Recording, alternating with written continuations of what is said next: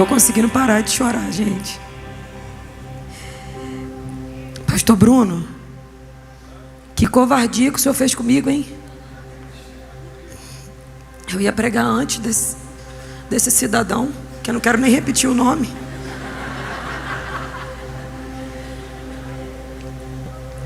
Tô até rouca de tanto que eu chorei, mais ainda do que eu já estava.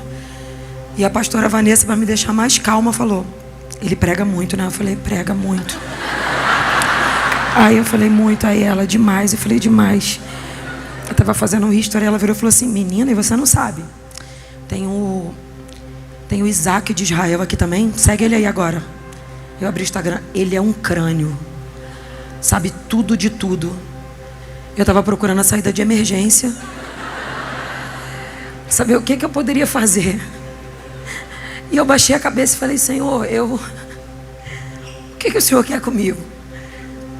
O Senhor acertou quando me botou nesse cartaz? Não é possível. Mas tem uma palavra ardendo no meu coração. Eu quero que você abra sua Bíblia comigo, Mateus 16.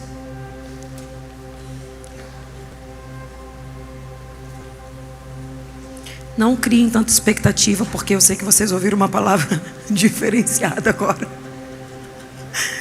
Mas eu vim aqui para entregar o melhor do meu coração. Cadê ele? Cadê? Que é isso? Você prega muito. Deus travou sua língua para você não ficar soberbo, sabia? Eu tenho certeza. Se você falasse 3 normal, não ia dar para ninguém. É brincadeira. Olha, eu vou te falar, meu esposo sempre diz assim: Gabi, eu tenho uma lista de pregadores que eu amo ouvir. E seu nome está na lista dele. Você sabe disso, né? No top 3. Aí ok, aí eu subi. Aí falaram assim: eu acho que o pastor Lucas vai pregar. Eu fiz uma oração rápida e falei assim: eu espero que não seja antes de mim, mas amém. Aí vim aqui correndo. O senhor viu que eu vim aqui, né? Na verdade eu queria entrar antes do senhor. Eu estava com a intenção de mudar a programação. Mas eu não sei, Deus me deu uma rasteira e falou: vai sentar lá. E eu fui e falei: Senhor, eu já ouvi falar. Só que o que eu ouvia falar não chega nem perto do que é Deus na sua vida. Deus te abençoe.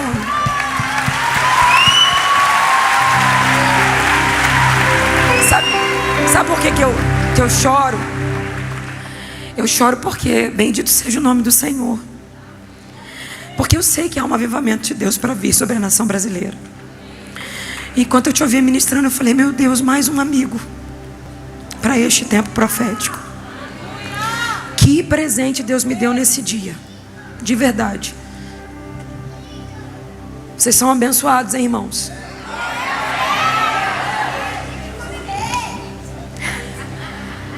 Vocês são abençoados. Pastor Bruno, obrigada. Pastora Vanessa, obrigada. A minha casa ama vocês. E obrigada por sempre lembrar da gente. Quando a gente tinha acabado de receber a notícia do grande desafio que nós estaríamos vivendo, Deus nos deu a honra de falar com vocês. E o Senhor sabe que a gente tem na vida de vocês 2 direcionadores de Deus. Vocês são muito abençoados. Vocês são muito abençoados. Ele é direto, bruto.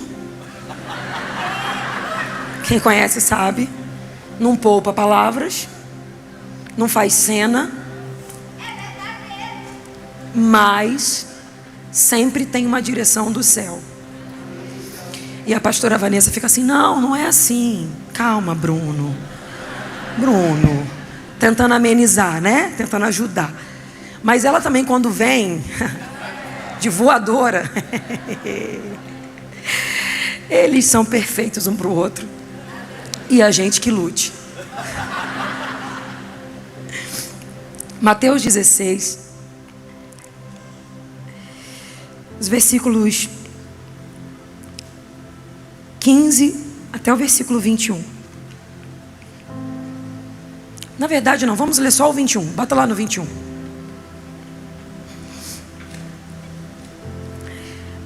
Depois deste tempo, Jesus começou a mostrar aos seus discípulos que ele deveria ir a Jerusalém, sofrer muitas coisas dos anciãos, dos principais sacerdotes, dos escribas, ser morto e ressuscitar ao terceiro dia. Repita comigo: depois deste tempo. Mais uma vez: depois deste tempo. Jesus começou. Diga: Jesus começou. Olhe para essa pessoa que está do seu lado e diga para ela: esse texto está marcando um antes e um depois. Fala conosco, Jesus, como tu já tem falado. Nós te amamos. Nós queremos ouvir a tua voz. É o que o nosso coração deseja para essa tarde, para essa noite. Usa o vaso. É de barro, é pequeno, mas é teu. Fala com o povo, porque o povo também é teu. E fique à vontade no ambiente. A casa é tua, quem manda aqui é o teu Espírito. Quem determina como vai acontecer é o Senhor. A glória é sempre tua, Senhor. Senhor, faz aquilo que só o Senhor sabe fazer. Nós te amamos, Espírito Santo. Obrigada por tudo. Essa palavra tem inquietado meu coração nesses últimos tempos, porque Jesus tem dito a mim que há um antes e um depois para se manifestar nestes tempos sobre a igreja. E nós acabamos de ler um versículo que literalmente marca um antes e um depois. O que está acontecendo aqui no capítulo 16? O que está acontecendo no capítulo 16 é uma revelação diferenciada sobre uma pessoa que na verdade já caminhava com os discípulos. Permita-me dizer que Jesus, durante o seu ministério, você sabe que ele separou pessoas para caminhar com eles. E essas pessoas não eram pessoas normais como a multidão. E quando eu digo normais, eu falo que sempre era exigido um pouco mais deles. Jesus fala, com a multidão eu falo por parábolas. Para os discípulos, ele sempre os levava a experiências. Jesus sempre exigia mais dos discípulos. Tanto que você vai ver que quando Jesus convida os discípulos para atravessar para o outro lado, na grande tempestade que aconteceu, eles tinham aprendido o dia inteiro. Jesus estava dentro do barco ensinando, era uma multidão muito grande sobre a areia, o dia inteiro de ensinamento. Para o judeu, às 18 horas se inicia um novo ciclo. E a Bíblia diz que quando já era tarde, Jesus ainda assim libera todo mundo para ir embora. A multidão vai embora. Mas discípulos, ele os chama e diz: vamos para o outro lado. Uma pergunta: discípulo se cansa como multidão, sim ou não? Discípulo tem as mesmas questões emocionais do que multidão, sim ou não? Discípulo se desgasta igual multidão, sim ou não? Então por que Jesus exige dos discípulos coisas que não exige da multidão? Jesus sempre convida os discípulos a níveis maiores, porque para os discípulos ele tem revelações maiores. Então o nível da revelação que Jesus quer te dar é proporcional ao nível da entrega que ele vai te convidar a viver. Enquanto a sua mente não estiver atenta a isso, a essa altura, a essa dimensão, a essa profundidade, você vai continuar estando no raso, reclamando, ou admirando, ou desejando a vida de quem vive no profundo. Só que entenda, Jesus também tem isso para você. Mas o convite não é o quanto você tem de Deus. A pergunta é o quanto Deus tem de você. O que nós estamos vendo no capítulo 16 é mais uma vez Jesus, como fez todas as vezes. Ele sempre se preocupou em tirar a mentalidade dos discípulos das coisas terrenas. Porque ele passa, chama gente normal, me segue. Gente esquisita, gente estranha. Gente cheia de problema, gente cheia de crise, gente estressada. Temperamento difícil. Mas ele olha e fala: eu quero você. Jesus tem essa habilidade de escolher pessoas que ninguém escolheria. Ele tem com ele essa coisa de investir em gente que ninguém investiria. É porque ele sabe que ele consegue fazer o que ninguém mais conseguiria. E aí ele separa para ele e diz: vem, eu quero vocês. Só que eu acho interessante que todas as vezes que Jesus vai fazer um chamado, a Bíblia diz que eles deixam alguma coisa. deixam alguma coisa. Só que depois que se você for ler o Evangelho de João, no capítulo 1, você vai ver que o chamado de Pedro foi um pouco diferente. Apesar de mais lá na frente, Jesus entregar-lhe uma pescaria para que ele tenha o que deixar, o chamado dele acontece numa ocasião em que seu irmão André encontra-se com Jesus, volta para casa e diz: eu encontrei um homem que os profetas falaram e que está aguardado por todo mundo. Vem comigo que eu vou te levar nele. O nome de Pedro até então era Simão. Repita comigo: Simão. Mais uma vez, Simão. Ele tem um nome. Seus pais lhe deram um nome. As pessoas o conhecem por um nome. Todo o tempo de pescaria dele, ele foi validado por um nome. E ele vai então encontrar este homem que o seu irmão disse: vem comigo que eu encontrei o homem que nós esperávamos, o aguardado. Simão vai. No primeiro encontro que ele tem com Jesus, Jesus não fala boa tarde, boa noite, nem bom dia, nem a paz, nada. Ele olha para ele e diz: eu te digo que a partir de agora tu não se chamarás mais Simão. Ninguém tinha dito o nome dele ainda. Ele não apresentou a identidade. Jesus já sabia o nome pelo qual ele era conhecido, mas diz para ele: a partir de agora seu nome será Cefas, que também pode ser chamado Pedro. E João faz questão de dizer que traduzido é pedra, ou fragmento de pedra. Jesus troca o nome dele, não diz por que troca, não explica por que troca, muda porque quer mudar. No primeiro encontro, a mudança já é manifestada. Já tem uma coisa em você que eu não quero que continue como era. Mas por quê? Pedro não pergunta por quê. A partir de agora alguém vai perguntar: qual o seu nome? Dá um pouco de delay ainda, mas ele diz: Pedro, Cefas. Como é seu nome? Cefas. O homem que se encontrou comigo. Vai demorar um pouco a transição para acontecer, mas desde o período em que ele decide seguir, a identidade que ele vai adquirir é do nome que Jesus valida sobre ele. E você não vai ver Pedro indagando: por que mudou meu nome? Por que trocou o que trocou? Por que mexeu no que mexeu? Faz parte do processo da caminhada aceitar que Jesus mude algumas coisas, sem te explicar por que está mudando. Eu quero que você olhe nos olhos dessa pessoa que está do seu lado e diga para ela: nem sempre Ele vai te explicar tudo. Fala: por mais que você queira entender tudo, não é tudo que Ele vai te explicar. Tem coisa que Ele vai chegar, vai mudar, vai fazer do jeito dele e não vai explicar por que mudou. E a pergunta é: quer continuar caminhando com Ele? Se submeta às mudanças que Ele tem te proposto neste tempo. Só que o tempo vai passar. Jesus entrega uma grande pescaria para este mesmo Pedro. Depois dessa grande pescaria, a Bíblia diz: e deixando tudo, o seguiu. Porque ele ainda continua na vida de pescaria, mas depois de um tempo o nível sobe. Agora ele tem mais coisa para deixar. Vive uma pescaria nunca vivida e agora deixa tudo. Só que o tempo vai passando. E aproximadamente já se passou uns 2 anos e meio de caminhada entre Jesus e os discípulos. Eles viram o cego enxergar, eles viram o paralítico andar, eles viram o milagre acontecer, eles viram coisas extraordinárias se manifestar. Tudo porque Jesus fazia. Só que o convite de Jesus para eles não era só ver. O convite de Jesus para eles era viver. E é o que Jesus me trouxe aqui para dizer a esta igreja. E por que eu chorei? Porque enquanto eu te ouvia pregando, me parecia quase uma introdução do que Jesus estava me propondo a dizer em seguida.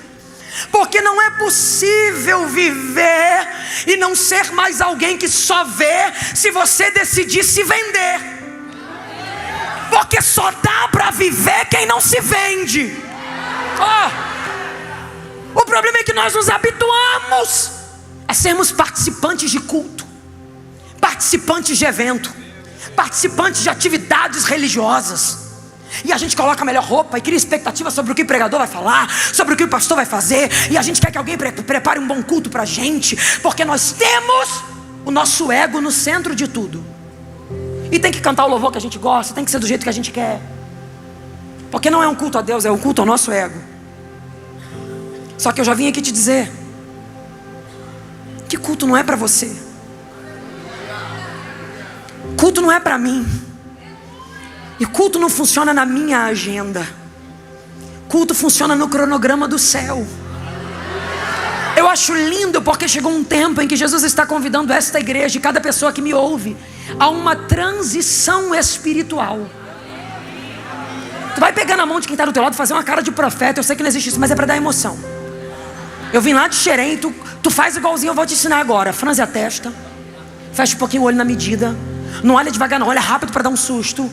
Olha nos olhos dele e fala: chegou o tempo em que Jesus está te convidando a uma transição espiritual. Gabriel, mas eles já andavam com Jesus. Eles já viram milagres. Eles já presenciaram o que Jesus faz. Só que o que Jesus queria era que fosse através deles. Então não é mais ser testemunha ocular, é ser participante de uma ação ativa dentro deles. Chega um momento crucial. Já caminharam juntos, já viram o milagre acontecer, mas eles ainda estão presos à naturalidade humana, à mente terrena, a coisas da terra, até que começam a caminhar. Foi um dia inteiro de ensinamento também, porque os fariseus e os saduceus procuraram Jesus e falaram: dá-nos um sinal, porque a gente quer provas visíveis de que tu és o Filho de Deus. Sabe uma geração que busca Jesus para satisfazer os seus próprios desejos, a fim de que Ele faça aquilo que a gente quer ver e não aquilo que Ele quer fazer?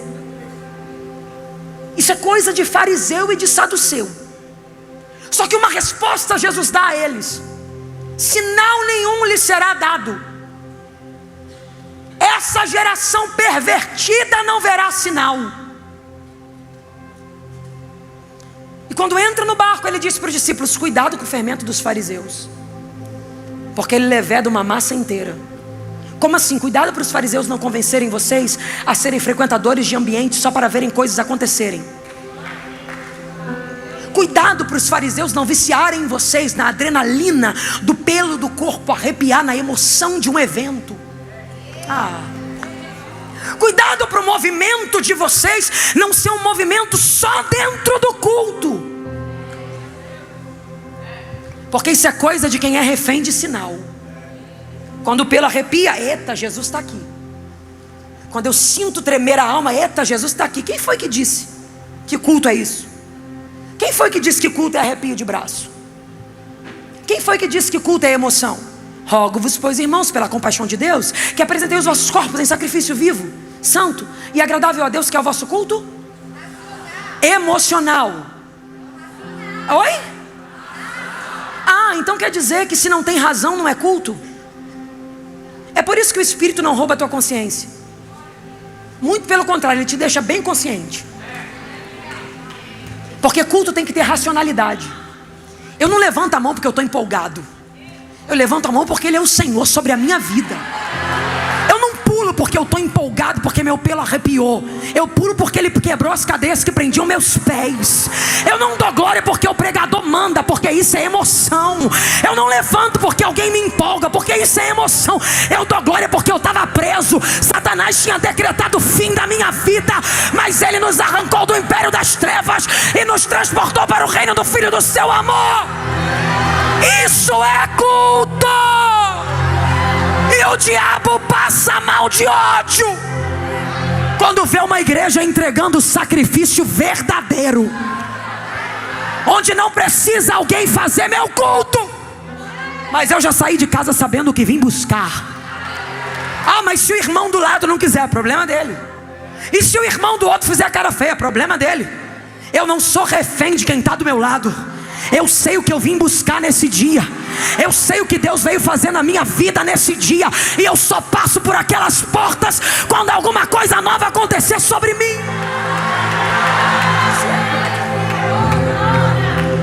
Só que chega um momento onde não dá mais para continuar com água nos joelhos, conhecendo o Deus do pregador do YouTube,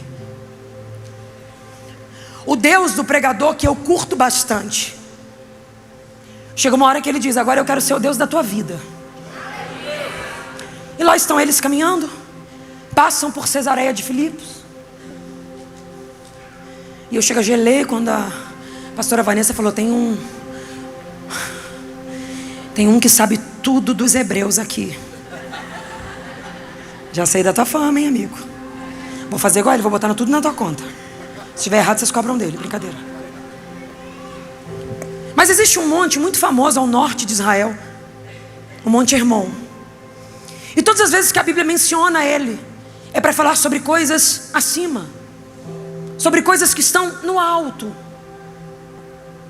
Você vai ler o Salmo 42 e depois você vai ver. Só que eles agora passam por Cesareia de Filipos, que fica embaixo, localizado geograficamente ali. E quando estão passando ali, Jesus vira e faz uma interrogação. E que interrogação é essa? Quem dizem os homens ser o Filho do Homem? Jesus está querendo saber qual é a opinião pública sobre quem ele é. Só que ele se intitula como o Filho do Homem, porque até então a única revelação que era manifestada a eles é que ele era um homem normal, só que fazia milagres porque Deus o entregava aquilo. Então entenda, tem uma revelação para acontecer nos próximos minutos. Olha nos olhos desse crente e diga para ele: tem uma revelação para acontecer nos próximos minutos. Fala: mas ela não depende só de Deus, ela depende também de você. Porque tem uma revelação ali que vai acontecer nos próximos minutos. Só que percebam que enquanto Jesus pergunta sobre a opinião pública, eles sabem tudo. Uns dizem que é João, outros dizem que é Elias, outros dizem que é Jeremias. Eu sei. Outros falam que é um profeta. Pera, eu sei também. Outros falam que é João, eu sei também. Outros falam que eles sabiam muito bem o que os homens diziam, porque de opinião humana eles conheciam bastante. Só que a interrogação não encerra aí.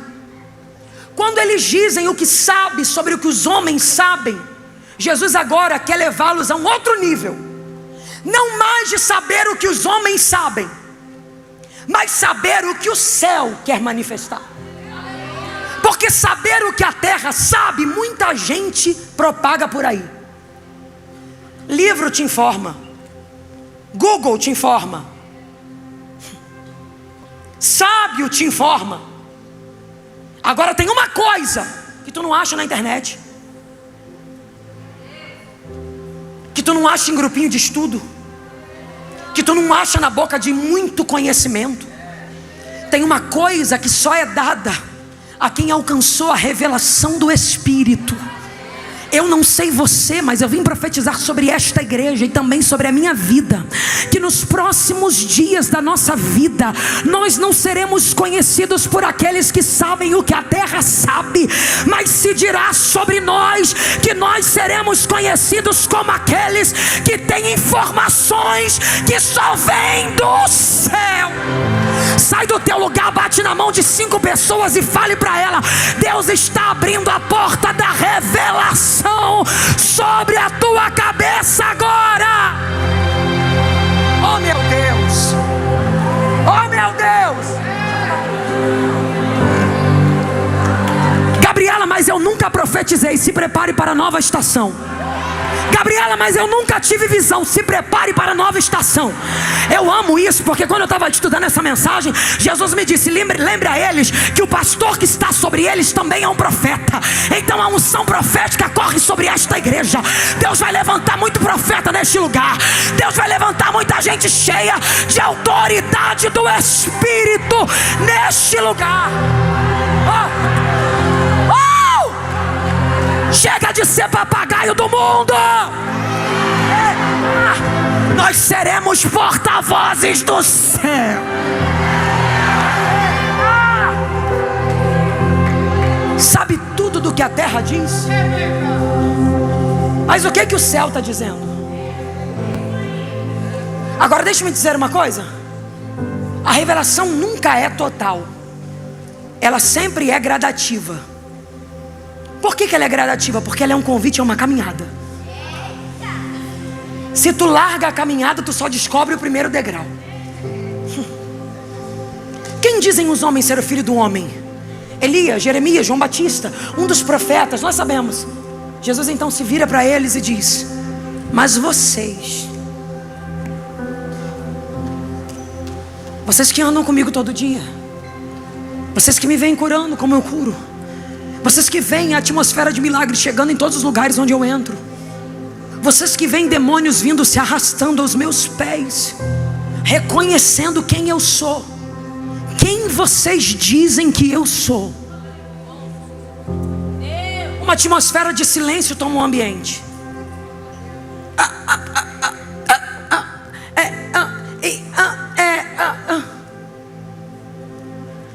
Isso é para provar que nós sabemos mais do que a terra fala do que o céu fala.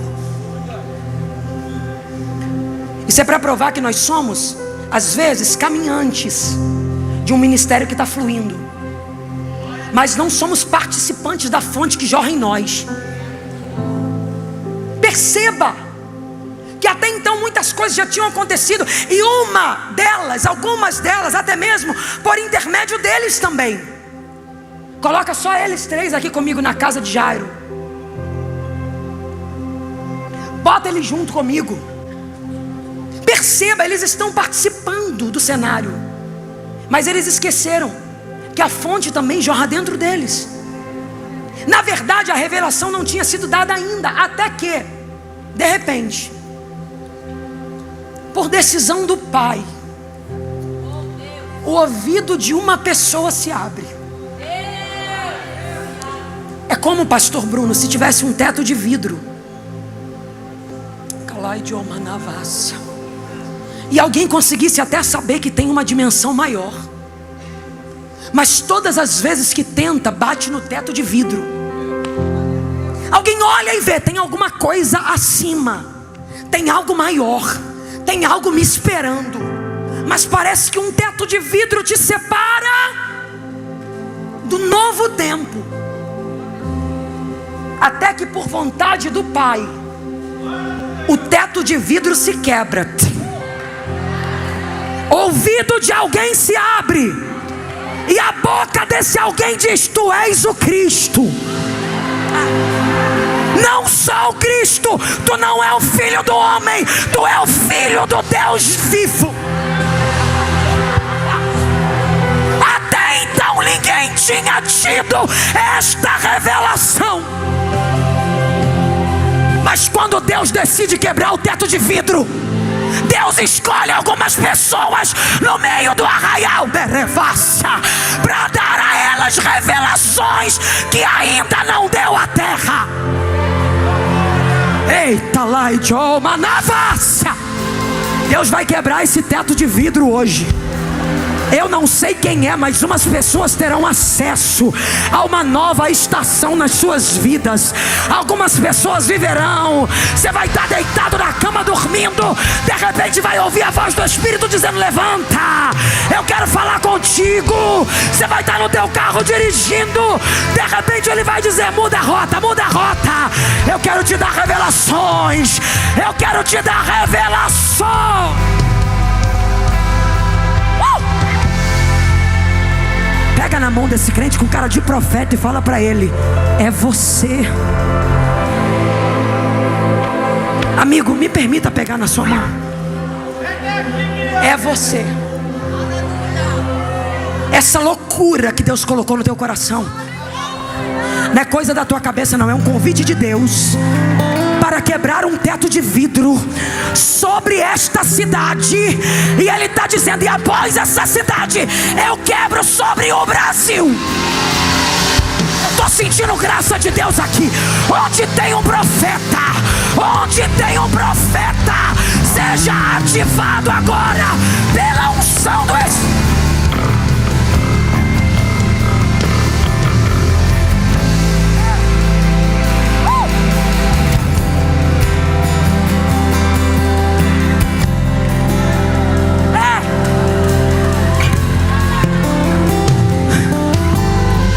O teto de vidro se quebra.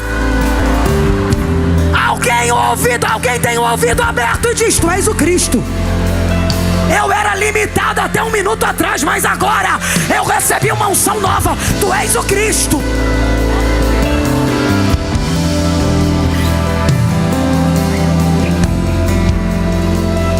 Tem revelações, tem coisas que você só vai descobrir se o Espírito te contar.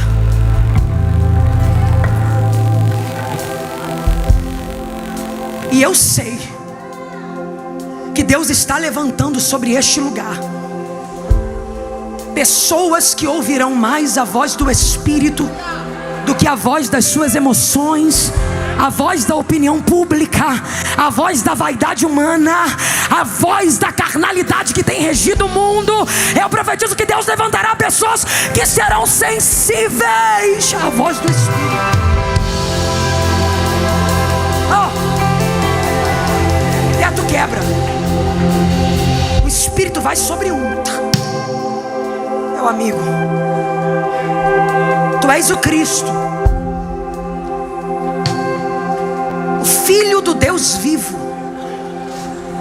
Ele diz: tu és o ungido, tu és o enviado, tu és a resposta para uma nação e para uma humanidade inteira. Tu és.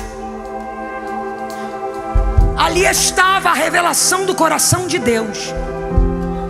O que Deus queria revelar à terra? Jesus. O que Deus queria apresentar ao mundo? Jesus. Qual era o plano, se assim eu posso dizer, mais perfeito, infalível, e que não aconteceu quando o homem pecou, mas que se antecedeu à queda da humanidade? Que plano era esse? O Cristo revelado.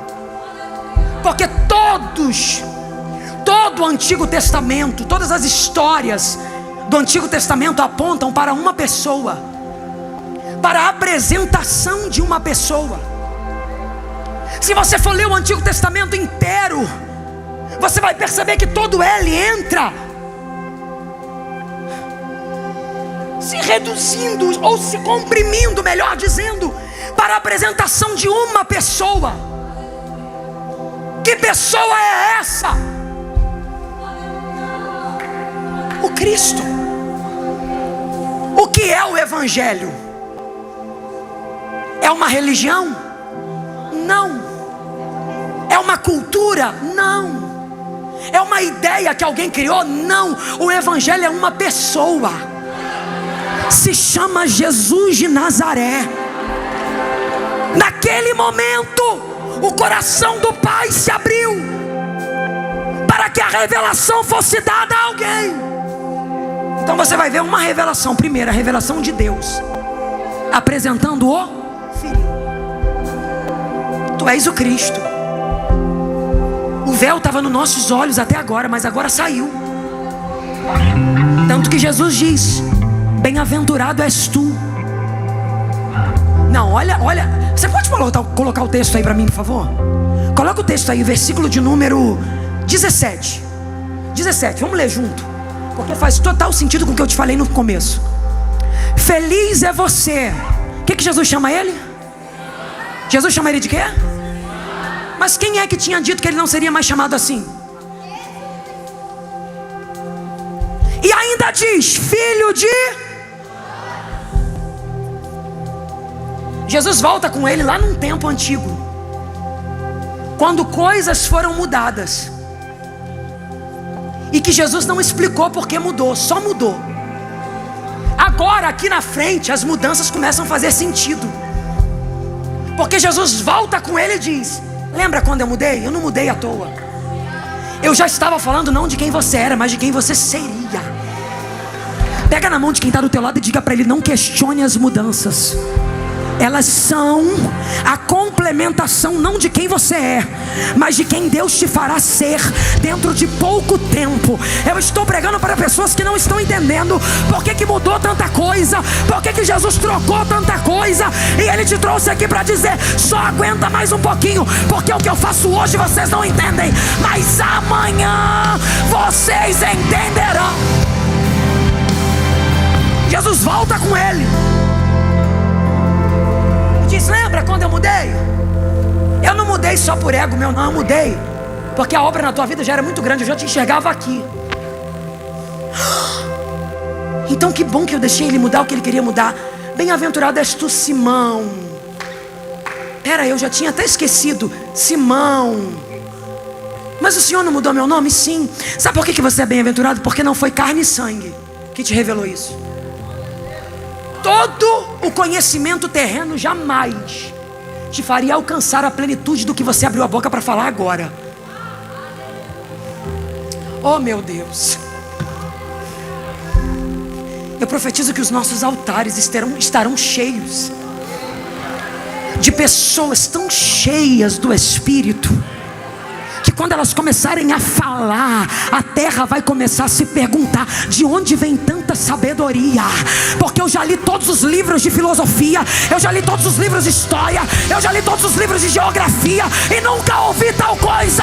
E alguém vai olhar e vai dizer: não foi carne nem sangue, só quem pode revelar isso é o Espírito de Deus.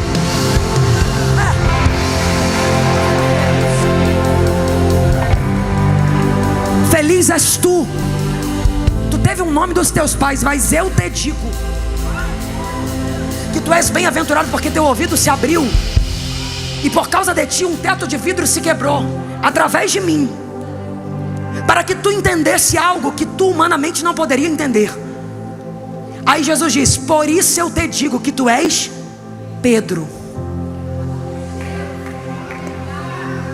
Aleluia. O que eu disse para você? Que no primeiro encontro Jesus fez o quê? Tu não vai se chamar mais Simão. A partir de agora teu nome é Cefas, Pedro. Por quê? Por quê? Não tem porquê. Só fica com as mudanças que eu estou operando e me deixa operar, porque um dia elas farão sentido na tua caminhada. Jesus volta com ele lá atrás e diz: feliz és tu, Simão Barjonas, e por causa disso eu te digo, tu és Pedro. Jesus repetiu mais uma vez o que fez lá atrás. Validou de novo.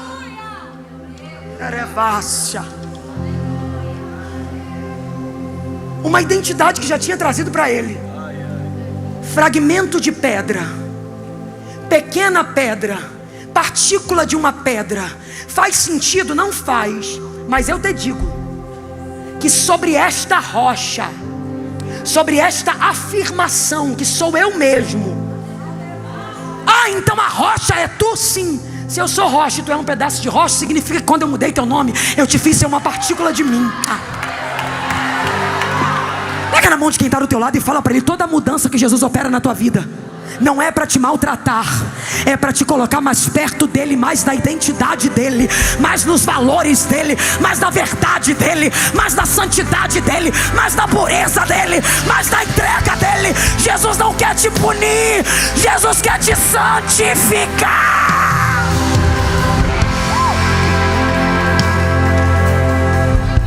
Eu te tornei um fragmento meu, porque tu era só o filho do Jonas. Mas quando eu te vi, eu já tinha olhado para você e tinha dito: vai ser um dos pais da igreja. E agora começa a segunda revelação. Qual foi a primeira revelação de Deus? Apresentando o Filho. Agora é a segunda revelação, a revelação do Filho, abrindo o seu coração e apresentando a igreja. Olha para quem está do teu lado e diga para ele: no coração do Pai estava o Filho, e no coração do Filho estava a igreja. Fala para ele: você sempre esteve no coração do Filho, e porque estava no coração do Filho, estava no coração do Pai. Você não está entendendo entendendo isso. Se dentro do Filho estávamos eu e você, dentro do coração do Pai estávamos o Filho, nós estávamos junto com Ele lá.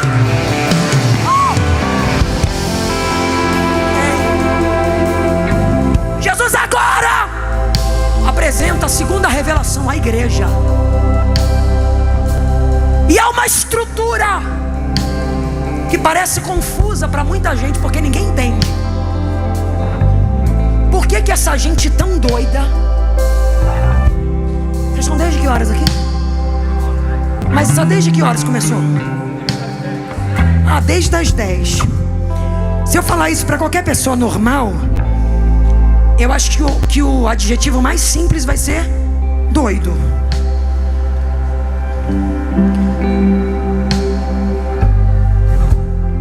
A terra não sabe explicar por quê. Pastor Lucas, eles se perguntam até hoje. Todos os perseguidores, que não eram pequenos, eram imperadores, estavam em alto escalão. Ninguém era menor do que a igreja, humanamente falando. Em estrutura, em poder, eles sempre estavam acima. Na história terrena, eles perseguiam a igreja. E a revelação que Jesus traz agora é de uma estrutura não física. Não são as paredes. Aleluia. Não é o microfone. Para mim essa igreja é uma das mais bonitas que eu conheço, mas não é sobre a beleza dela. Não é sobre a estrutura de uma iluminação. Jesus traz uma estrutura agora que não é física, mas é palpável.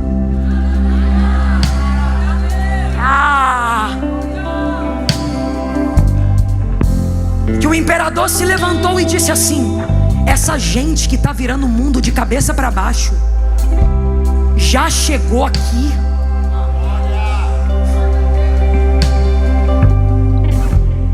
Uma amiga minha que mora na Itália me contou, trouxe para mim tudo muito bem filmado e mostrando sobre a prisão de Paulo. Porque levaram todos para mostrar os prisioneiros na primeira prisão que eles ficavam, que era de frente para a rua, para expor mesmo os prisioneiros à vergonha. Aí o historiador falou: mas Paulo não estava aqui não, vou levar vocês na prisão de Paulo. E levou num canto do canto e desce, e mais fundo, em um lugar feio, horrível. Ele estava aqui.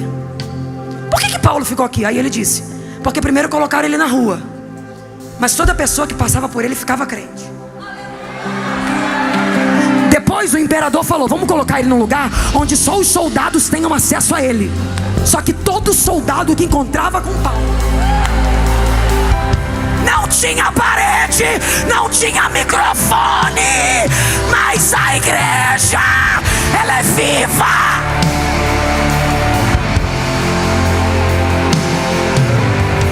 Jesus abre o coração e fala: por isso eu te digo, tu és pedra, mas sobre mim eu edificarei a minha igreja.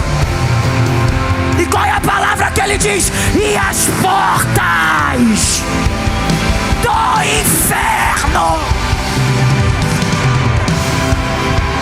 não prevalecem.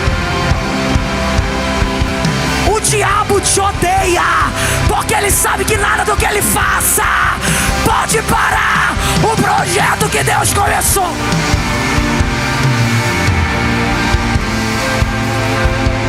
As portas do inferno.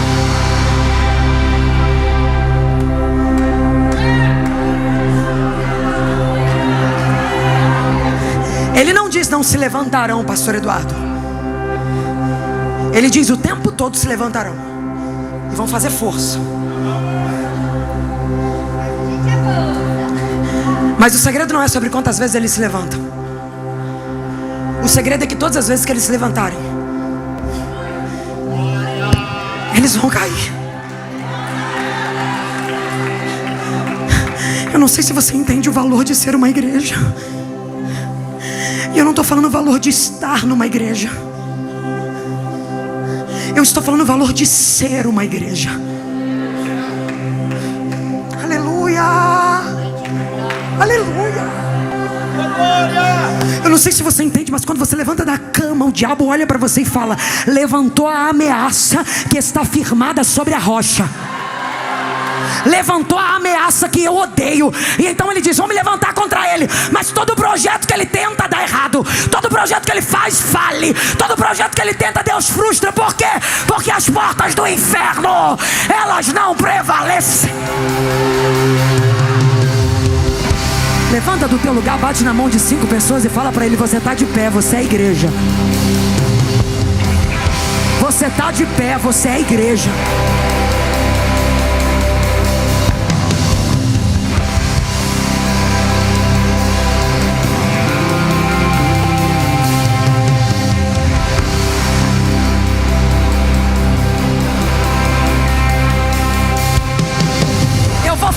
Deus me manda falar. O que sustenta a igreja não é sabedoria humana. O que sustenta a igreja não é dinheiro humano.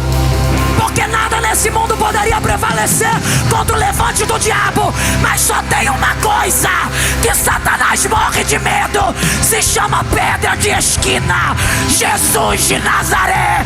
E sobre ele está a igreja. Sobre ele está a igreja.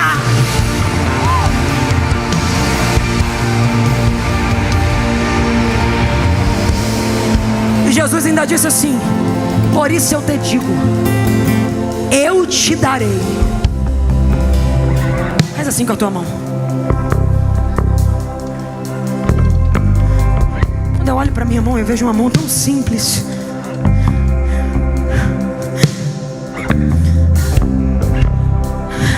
Só que a promessa é sobre mãos simples, sobre gente limitada, sobre gente que não veio de uma família bem estruturada mesmo, sobre gente que não teve toda a educação que precisava, sobre gente que não teve todo o dinheiro que precisava ter para chegar aos lugares que queria chegar. É sobre essas pessoas que ele diz: abre a mão.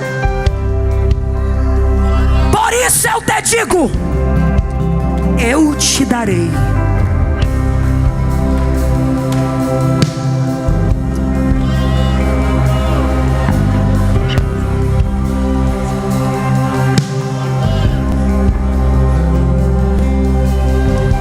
O Alci esqueceu a nossa chave de casa, a chave que fica com ele, no carro de um grupo de amigos nossos, de um casal de amigos. Então ele precisou usar a minha chave.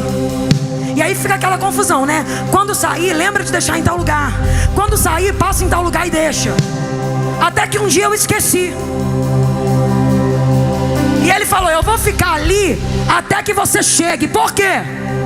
Porque quem está com a chave é você. Chave fala de acesso novo. Porque ele só podia acessar o cômodo de dentro se ele tivesse em mãos a chave que estava na minha mão. Quando Jesus disse: eu te darei a chave, ele está dizendo: o lugar de onde eu vim também poderá ser acessado por vocês. Porque já que vocês descobriram que eu estou no coração do Pai, agora eu vou ensinar para vocês que vocês estão no meu coração. Sempre que vocês estiverem em mim, a chave vai estar na mão de vocês. Pega na mão de quem está do teu lado e fala para ele: para de tentar arrombar portas. Para de tentar usar jeitinho para entrar em portas. Fala para ele: para de achar que é com a mania da terra que entra nas portas. Porque quem tem a chave do reino dos céus não precisa de jeitinho da terra. Ele entra onde o céu quer, do jeito que o céu quer, na hora que o céu quer. Eu vim liberar uma palavra profética sobre tua vida.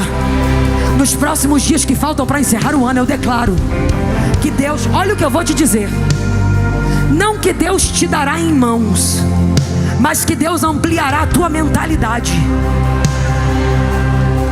Porque a Bíblia diz: o meu povo perece porque lhe falta conhecimento. Se você soubesse quem você é, tu sairia das mesas onde você tem sentado, porque lembraria que tem banquetes muito maiores te esperando. Se você soubesse quem você é, tu tu sairia das rodinhas onde você tem frequentado, porque tu lembraria que os ciclos que Deus tem para você são muito maiores. Jesus te trouxe aqui para dizer: eu vou iluminar tua mente, para que você saiba o valor do que eu coloquei na tua mão.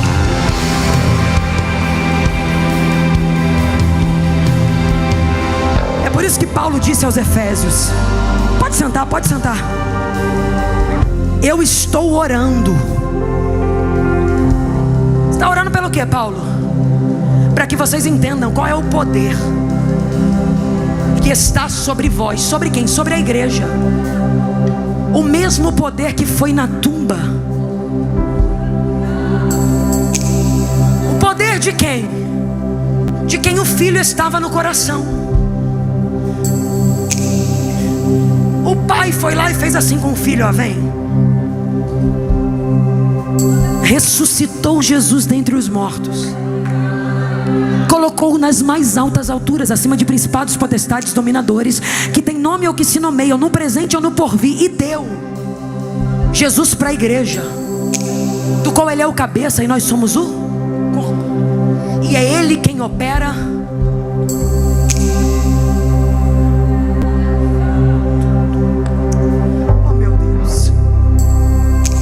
eu te darei as chaves do reino do céu. Ele está dizendo: eu darei acessos à igreja que a terra nunca entenderá porque que eles conseguiram entrar ali.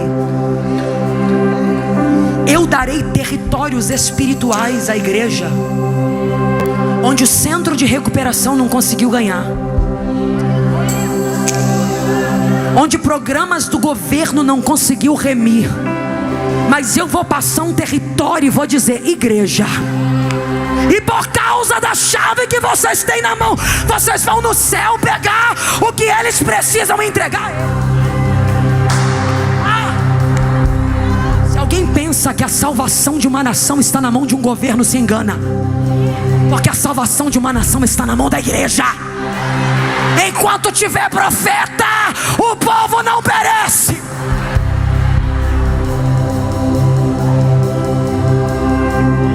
E Jesus disse: tudo que vocês ligarem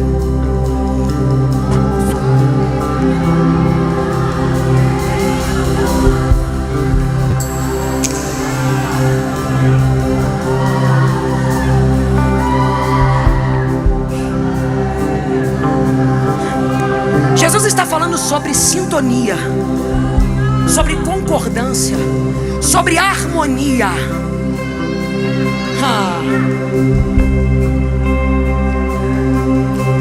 Tem energia nessa igreja, sim ou não? O senhor pagou a conta, pastor? O obreiro que paga a conta pagou a conta da luz da igreja? Pagou, né? Porque a luz está ligada, a energia está ligada. Mas de noite, quando não tem ninguém aqui, tem energia na igreja, sim ou não? Claro que tem. Só que acontece uma coisa: a lâmpada fica apagada. Por que ela fica apagada? Porque tem um interruptor que corta uma ligação que está no fio, mas que não deixa passar para cá. Então toda vez que eu aperto o interruptor, eu libero para que passe. Toda vez que eu aperto de novo, eu seguro para que não passe. Então não significa que na fiação não esteja pipocando de energia. Significa que precisa ir alguém no interruptor e fazer assim, ó. Pega na mão desse crente com aquela cara de profeta que eu te ensinei. Franze a testa, profeta lá de Xerém. Franze a testa, fecha um pouquinho o olho na medida. Isso. Olha nos olhos dele e pergunta para ele: quanto tempo mais você vai atrasar a potência que Deus tem na tua vida? Quanto tempo mais o interruptor da potência que Deus tem no teu ministério vai continuar desligado? Quantos eventos mais você vai participar? A fiação está cheia de energia, é unção demais, é poder demais, e Deus está dizendo: chegou tua hora, chegou tua hora, chegou tua hora. Aperta o interruptor, rapaz. Sai do raso, vem pro profundo. Deus tem mais pra tua vida.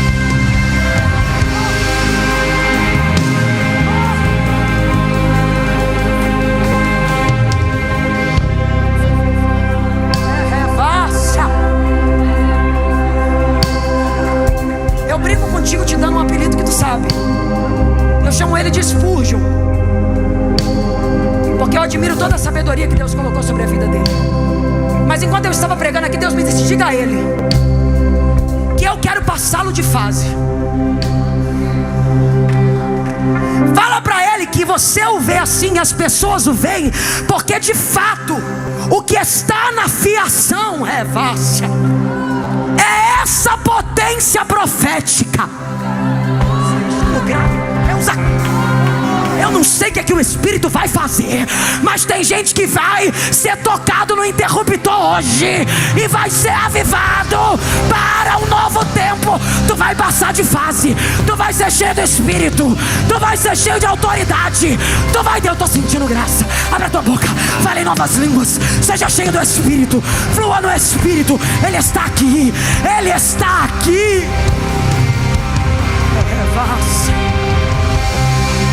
O pastor Hernani ensinou a vocês, né? Quer honrar alguém? Chega na cidade dela, não pega um intérprete não, no país dele. Fala o idioma desse alguém. Por que tu não fala a língua do Espírito?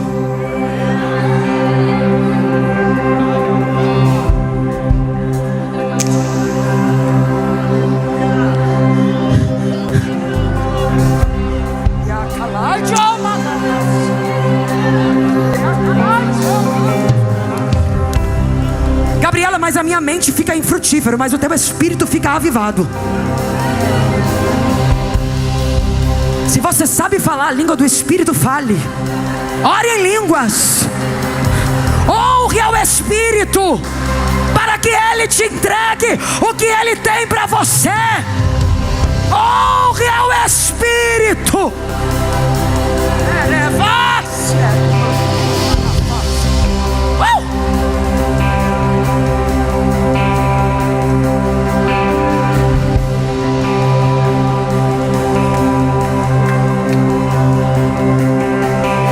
Nós estamos reclamando de coisas que não vivemos ainda, por inércia nossa, de não apertar o interruptor. Para de reclamar da irresponsabilidade que você mesmo tem, porque teu chamado está atrasado. Não é culpa de Deus, não, é culpa tua. E Ele te trouxe aqui para te perguntar: quanto tempo mais você vai atrasar o que eu tenho na tua vida? Tu é profeta, eu quero te usar com autoridade. Não se assusta se alguém cair do teu lado, não, porque espíritos malignos vão embora e vai ter gente sendo renovada aqui. Não se assusta se alguém vomitar a enfermidade do teu lado, não, porque onde o Espírito está... Pode deixar, pode deixar. Eu amo Jesus. Eu amo Jesus, porque Ele disse: esses sinais seguirão aos que creem. Em meu nome falarão em novas línguas, expulsarão demônios, e se beberem alguma coisa mortífera, não lhes fará dano algum. Demônio tem que ir embora mesmo, porque onde ele está, tem que sair.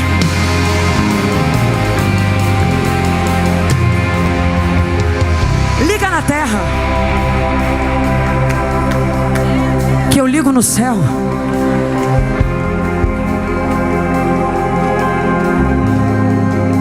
Mas Ele também disse: tira a tomada da terra,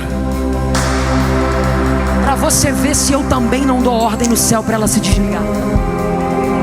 Nós estamos reclamando de vínculos que se conectaram na terra e são para destruição, de poderes que se uniram na terra. Meu Deus, me come com Deus. E são para destruição. Tá reclamando de quê? Coloca a mão na tomada. Eu tô com medo de tomar choque. Se tu tem medo de tomar choque, é porque tu não sabe ainda o que Deus colocou em você. Porque a palavra é: se tu desligar na terra, eu desligo no céu. Ele está dizendo: só a igreja pode desconectar o que o inferno conecta. Eu vou repetir mais uma vez. Só a igreja. Eu quero pedir que onde tem um intercessor tiver, comece a orar e agora. Porque é uma guerra travada nos ares neste momento, por causa da seriedade do que está sendo dito aqui agora. Mas nós não temos medo da oposição das trevas. Então eu vim pregar e dizer: ouça, Satanás, a igreja está de pé, está de pé. Teu filho não vai ficar nas drogas, teu casamento não será destruído, tua família não vai perecer. Coloca a mão na tomada, desliga na terra, porque Deus vai agir em teu favor.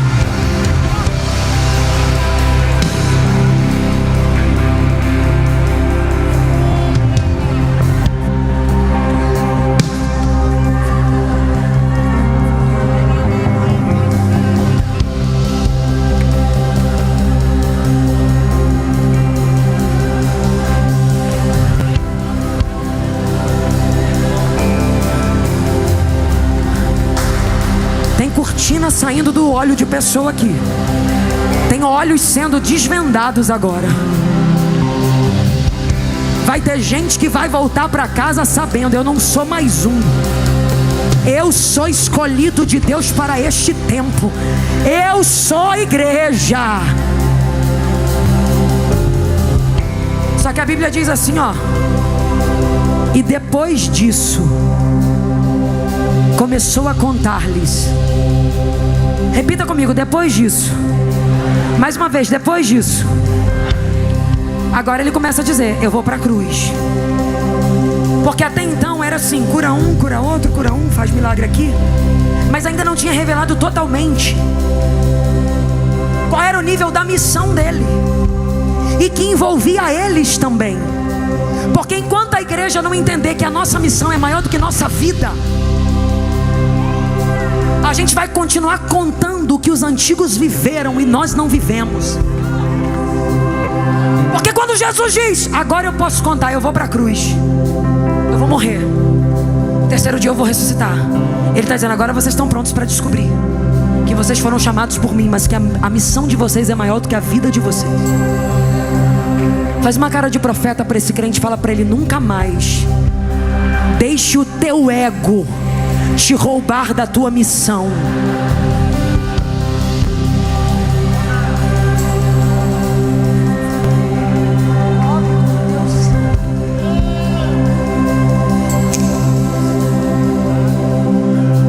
Tem alguém com medo de perder o conforto? Tem alguém com medo de voltar à estaca zero? Jesus, só me conta.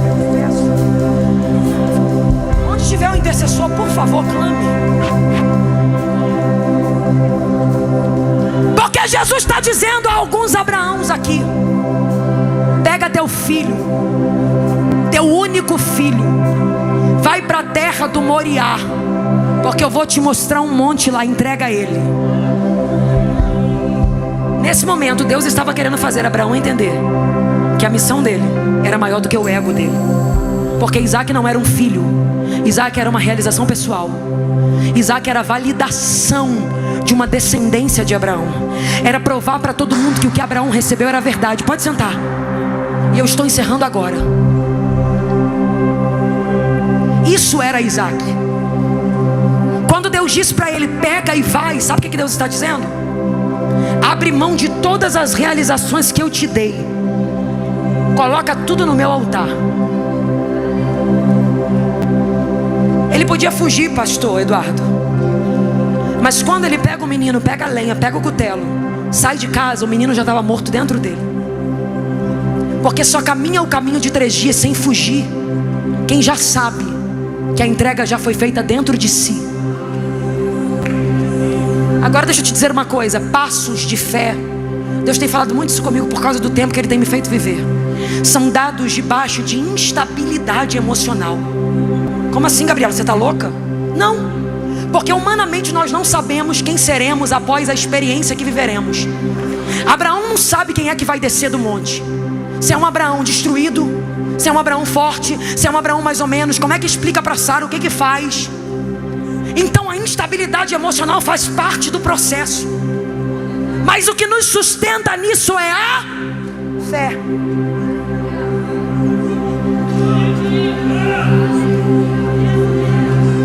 Tu às vezes se pergunta: e se eu voltar a estaca zero? Eu lutei tanto para sair de lá, como que eu vou colocar no altar agora? Deus está dizendo: tu nunca mais voltará para lá. Sabe por quê? Porque o que te tirou de lá não foi o que eu coloquei na tua mão, foi o que eu construí dentro de você enquanto te dei o que te dei. Oh meu Deus! O que validou Abraão não foi Isaac. Por um momento a gente pensa que a validação é o que a gente tem na mão. Só que enquanto você está levando, você descobre: o que me validou não é o que eu estou entregando, é o que Ele construiu em mim, enquanto me fazia receber o que Ele me deu. Olha o que eu vou dizer aqui agora, e com muito temor na minha alma. Eu estou pregando para gente que já é crente. Tu já é uma bênção, tu já frequenta culto, as pessoas já te ouvem, mas o Senhor te trouxe aqui para dizer: tu viveu até agora no nível que você está, mas hoje eu digo para você: chega deste nível. Eu estou exigindo de você um nível maior. Porque quando a Bíblia diz depois disso, a Bíblia está dizendo agora começou um novo nível. Pergunta para quem está do teu lado: está preparado para a próxima fase? Pergunta para ela: está preparado para a próxima fase? Fala: as revelações são mais intensas.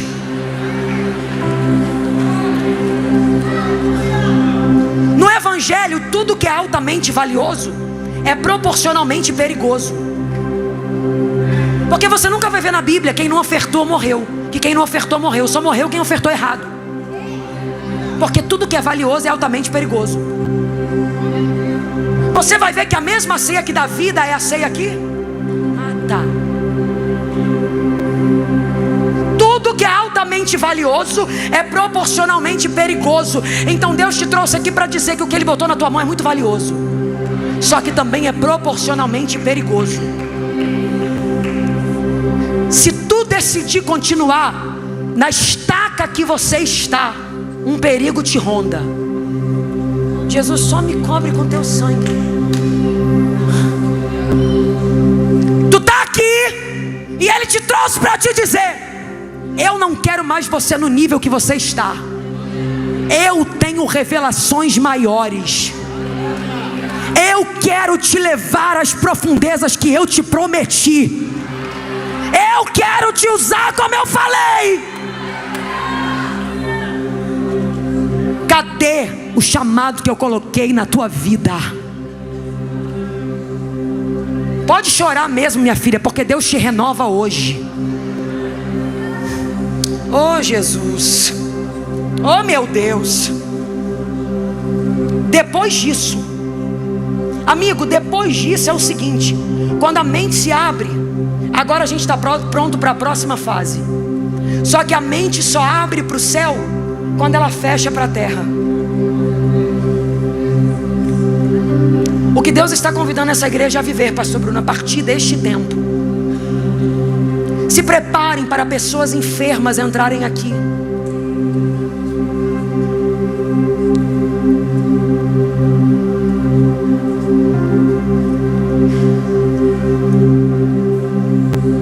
No teu coração você tem desejado que Deus faça algo novo sobre este lugar.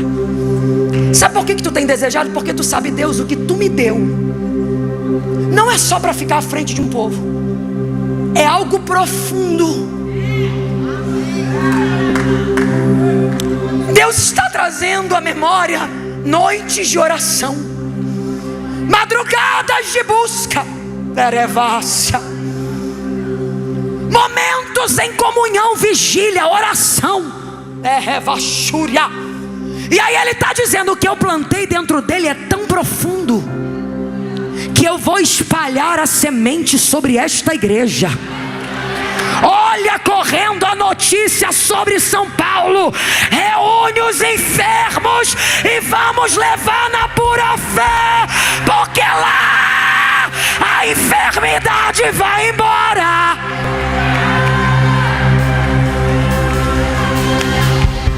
Quando alguém sabia que Pedro ia sair de casa, começava a colocar os doentes na rua. Para quê? Para Pedro tocar neles? Não, para a sombra de Pedro passar. Isso é para a igreja. Se coloque de pé no teu lugar. Vire de frente para alguém e eu encerro agora.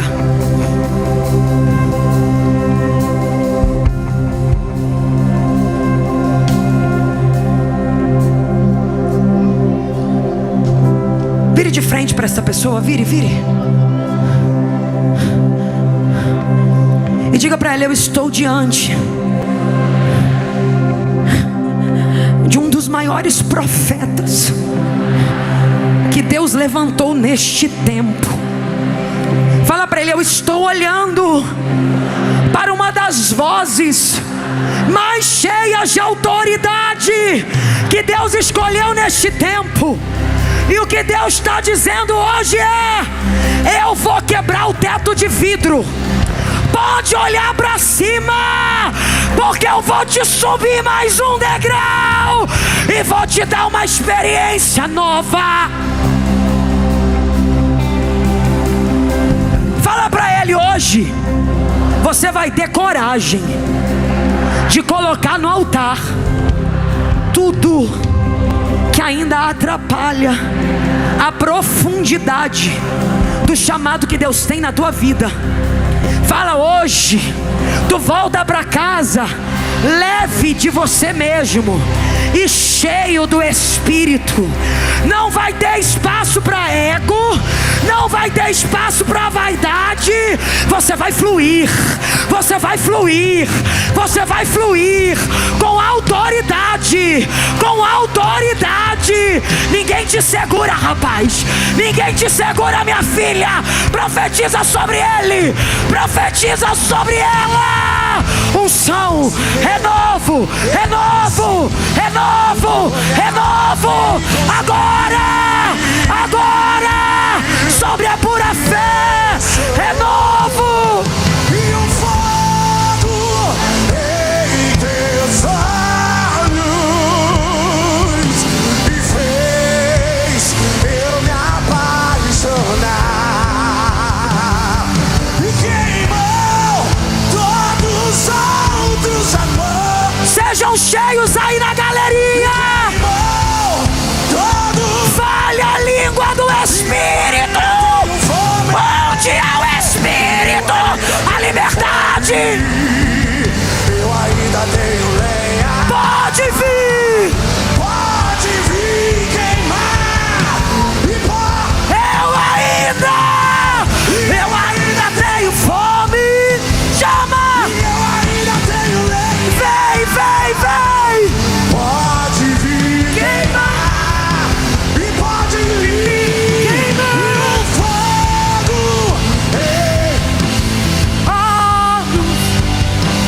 Chama, me fez eu me apaixonar. Queimou todos os outros. Queimou. todos os outros amores. Eu sou teu. E queimou Diga pra ele: eu sou teu. Tudo que eu tenho é teu.